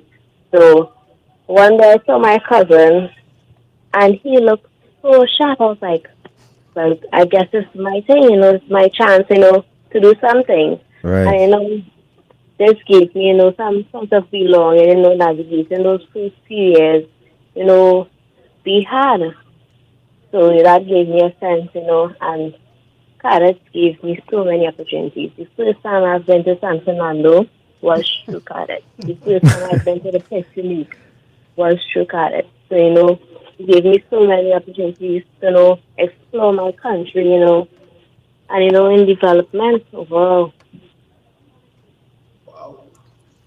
That's awesome. And how many of your peers in school have you recruited to join with you? I recruited so much. There was a year in 2019, I believe. Me and a few of my fellow cadets, we got forms, we got booklets, and we went through, our school, and we went to parents. We gave parents forms, we gave them booklets, and, we encouraged them to join, and, students keep coming back afterwards, and it was like, when cadets going and staff, when they go and have, and, that inspired a lot, and I hope to continue to do that. What was your, before we let you go, what was your most memorable experience so far with the cadet force? I will have to say, Say again? this is very hard. Very hard. So all of them are memorable so far. A hike to Lupino. That I think was the most memorable. Say that again? The hike to Lupino. Hike to, okay. Right. The hike was supposed to be 3 hours, and we ended up walking for 6 hours. Wow. So that was the most shocking thing. We camped overnight. We played, games. I think was capture the flag, I think. Right, right. And, this place was in complete darkness, and, just seeing that flag, and, it was just like quite, the adrenaline and the rush was pumping. Right, right. It was so funny. I met so many friends there, and, I just thankful for the experience overall. Yes, and of course, when you completed that trek, you felt you accomplished something, right? Yes, I accomplished a good blister. I felt accomplished. Oh, Lord. Princess, thank you so much for speaking with us. Your future as a comedian, you'll just and keep up the good work and continue to encourage your peers to join the organization. You got is the humor. and that young lady is right now, so she's doing her CSEC exams, and she was a valedictorian at her school. And she's not going to tell you this. They told us that when she came in, she was a terror. And that's totally turned around in those 5 years. Yeah. Accomplish a good blister. I love it. Princess, thank you, honey. Thanks very much, and you keep going, all right? Thank you very much. And say hello to mommy Thank and you. daddy and the family first, okay? Take care. All right, so that was Princess Melanie. She gave me a good laugh. Yeah. That was a good one. Well, that is all part of it. They're chafing and All that blistering, in and those who are custom hiking and Skip trekking and through. scrapes and yes, bumps and that's all part bruises. of the. Yep. That's all part of it. Yes. So, Captain Burke, I must say you represented the Trinidad and Tobago Cadet Force with with exemption this morning, with exemplary contribution from you this morning, and exemplary. I want to congratulate you. You've done well.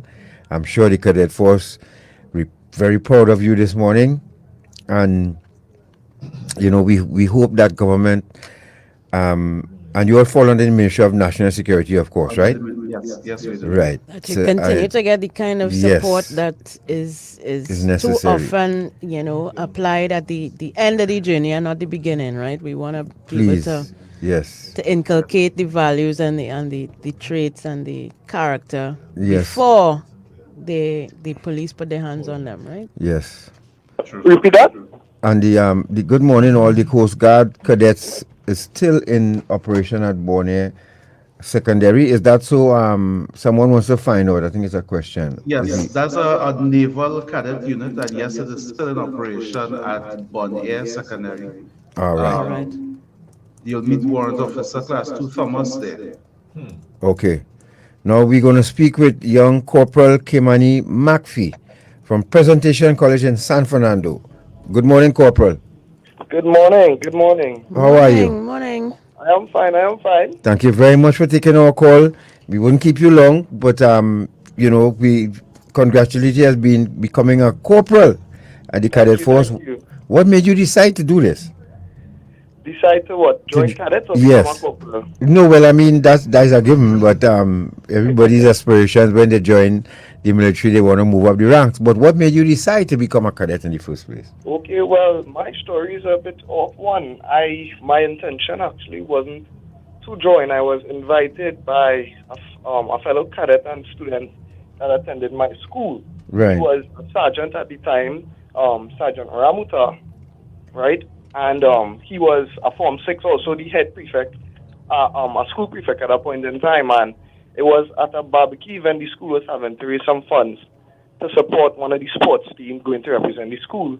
And I was in line, making a lot of noise, harassing my friends, in Form 1, plenty energy, have a lot of things to do, right? And I was making mischief. And the prefect, Ramuta, he found it strange because I alone was making a lot of noise with my friends, right? And the rest of the line was quiet. He's like, "You, why are you making so much noise? Relax yourself." And I was running wrong, trying to dodge him, all kind of stuff. And he's like, "You have a lot of energy and you're strong too, right?" I had a build about me, and he recognized that. And he's like, "I want you to come here Saturday, 9 o'clock, every Saturday, and he meets me downstairs by this room here, which we now call the side room, right?" And after that was history, not knowing that it was actually cadet he was inviting me to. And I enjoyed the physical activity, and I actually mentioned that to him, and I guess that's what also encouraged him to invite me to the cadets. So again, I was by invitation. I guess he saw something in me that I didn't see at that point in time. Right. And yes, here we are now. And how many of your peers would you have invited to come along and join you? Yes, I actually invited 2 of my other peers that, well, one wasn't in the mischief that we were making, but yes, one out of the 2 was there. And the other was another friend that enjoyed physical training and activities as well. Right. And we know that Presentation College is known for its academia, but also its sports and other extracurricular activities. Should Presentation College now be known as a hub for the cadet force? Yes. And actually to support some evidence to give or to support my answer to that question. For years, right? Well, at least according to my knowledge, right? We have been doing very well holistically, right? In both academics and sporting, as well as some other co-curricular activities. And in cadets in particular, we have been spearheading the infantry division in a lot of achievements, right? Especially when it comes to the different categories of events that we have in the Trinidad and Tobago Cadet Force. For example, one of the achievements that I was able to spearhead was in 2019, where we restarted the orienteering competition, right, for the entire cadet force. Did you win, sir? Yes, of course. I was actually. That's why you mentioning it. I was the Lance Corporal that led that team. I was a Lance Corporal at that point in time. Okay. Right? And we won by a huge gap. Everyone else was 10 and 5 points between each other, and we were leading by 30 to 40 points. And I was proud of my team. Yeah. Of course, I had to drag some members because everyone wasn't up to it. But I had the vision now. You know, I had the vision. Yeah, keep going. All right, sir. But before you go, let's take, hold him on the line, Gary. Let's take a couple calls quickly because we run out of time. I want to ask him, Manny, if he intends to continue his career in the military, or does he have any other ambition? Well, I've been thinking about it of recent because you guys might not know, but I just finished Form 6. Right, I wrote my last exam last week. Right. Okay. Yes, my grades have been looking good. I thank cadets and as well my unit and my officers for the continuous support and discipline that they've given me, right? And I've been thinking about what I should do in the future. And my parents, alongside some other peers, were expressing their thoughts as to me joining the military. I wasn't hell-bent on doing it, but again, it is a very viable option that I've been considering. So I guess I'll do that for my next Let me interrupt Kimani and tell you that he has the world at his fingertips because he has excellent grades at CSEC, and we expect excellent grades for him in this last set of exams. So Corporal? Anyway he chooses. Corporal? Yes. Let me tell you this. The Defense Force interviewing cadet officers right now, you find yourself in touch from back on the base, son? Let's take a call. Hello, good morning. Thank you very much. Yes, quickly, good morning. Hello? Sorry about that. Good morning. Hello, morning. Good morning. Is the Dependency? Yes. It is. Yes, good day. Yes. Yes. I'm one of the. I'm also a active serving member of the Cadet Force in the adult ranks. Okay. I was a cadet in a specialist unit in 2002 as a youngster. All right. It's a very nice experience for me. You know, it's a nice experience. And you would encourage any youngster to join the Cadet Force? Yes, I am encouraging this journey. If they have college youngsters out there to join the Cadet Force, it's a very nice experience. All right. It's a very nice experience. Thank you very much. Thank you very much, youngster. Thanks a lot for calling. Let's take another one quickly. Hello, good morning. Morning, God, Natasha. Morning. Morning. Presentation, cadet produced Colonel George Robertson, who was also a cadet. Okay. Also Lieutenant Colonel Badger Thompson, now deceased. Who had an econ and also a master's in military science. Both came from presentation correspondence. That's right. That's right. Thank you so much for that. Corporal is still there? Corporal? You gone? Yeah, I think we lost him. Oh, we lost him. All right, Corporal Kimani McPhee. Unfortunately, we're out of Yes, time. we want to thank you very much. Folks, next week, please God, we're going to give you all the time in the world to speak because we have... hello, morning. Sorry, I didn't know it had somebody holding. Hello? Yeah, good morning, guys. Morning. Natasha, good morning. Morning. Yeah, my name is Major Dr. Arthur. I'm right now the SQM of the Trinidad and Tobago Cadet Force. I just wanna congratulate my captain there for his good work with you this morning. Yes. And for of course the cadet force. With 112 years of doing work in Trinidad and Tobago, working with 11 to 19-year-olds, and it has been a challenging time for us over the last few years, but we've been holding strong under Colonel York, Lieutenant Colonel York, and notwithstanding the fact that I said that he has been acting 4 or 5 years of acting for 6 months, so a little difficult for him to plan and work easily, and it's a little challenging time. So that is a matter we're hoping that will play up soon, that we'll have a clear commandant and support, and hopefully he could be that person. Yes. Notwithstanding that the cadet force is putting a number of things in place in terms of the strategic planning with respect to working after this COVID recovery is an important thing that we've been working on ourselves. And as Captain Burke pointed out, we have a number of persons who are teachers and involved with the school as principals and curriculum people. We have a number of professionals who are actually volunteers as officers and adults in the force. So the expertise strangely happen to be doing a number of areas supporting the colonel and his corps command. So I just want to, without talking much longer, just congratulate the officers and men and women of the Trinidad and Tobago Cadet Force and implore them to continue to stand strong, continue to serve. We have a number of alum from the Cadet Force who are out there now serving well in the society and who I know take pride of having been cadets, and maybe someday, sometime soon, they'll be able to do more cadets in the units around the country. Do the work that we do. Thank you very much. Captain Burke, we have to go. Once again, congratulations on this morning. You were excellent. You represented well. Keep up the great work. Applause for them, Gary, as we make our way out and make room for the major news at 12 with Mr. Sterling Henderson. Folks, have a great day. Well done again to you, Captain Maurice Burke. Take care, folks. Thank you. Good afternoon. Good afternoon. Have a great day.